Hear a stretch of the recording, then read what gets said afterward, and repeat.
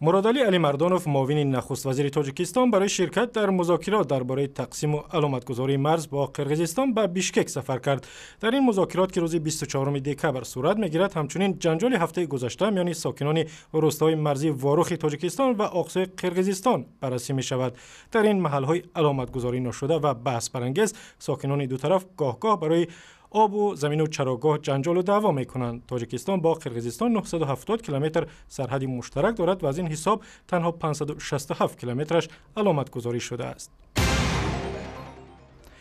تلکا بزرگترین کارخانه صنعتی تاجیکستان به 30 میلیون دلار کمک دولت محتاج شده است. رهبران کارخانه تولید آلومینی در نشست در دوشنبه گفتند با پایان آمدن قیمت آلومینی در بازارهای جهانی درآمد کارخانه نیز کمتر شده است و تلکا برای ادامه کارش به سرمایه اضافی نیاز دارد. آلومینی یک مال بازارگیری تاجیکستان است، ولی مطبوعات میگوید این مال را شرکت‌های میانه‌رو میفروشند که به افراد در حکومت تاجیکستان و یا اطرافیان رئیس جمهور امامعلی رحمان تعلق دارند. در ناحیه رودکی در نزدیکی شهر دوشنبه روز 22 دکبر انبار بزرگ چرخ‌های ماشین سوخته نابود شد.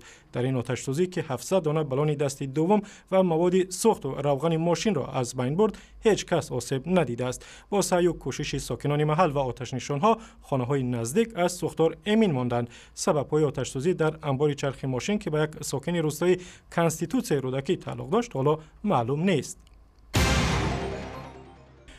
مسیحیان تاجیکستان بعد تجلیل جشن مولود عیسی مسیح آمادگی می‌گیرند. از جمله در کلیسای مسیحیان ادونتیست در دوشنبه که برخلاف جریان‌های معمولی دینی نصرانی روز مولود عیسی مسیح را اعتراف نمی‌کنند، مراسم‌های خاص دینی برگزار می‌شود.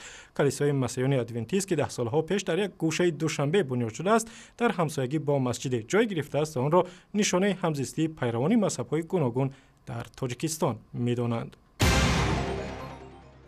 و شارحان و متخصصان ورزش در تاجیکستان گرزانداز معروف دلشاد نظرف را بهترین ورزشکار سال 2013 اعلام کردند.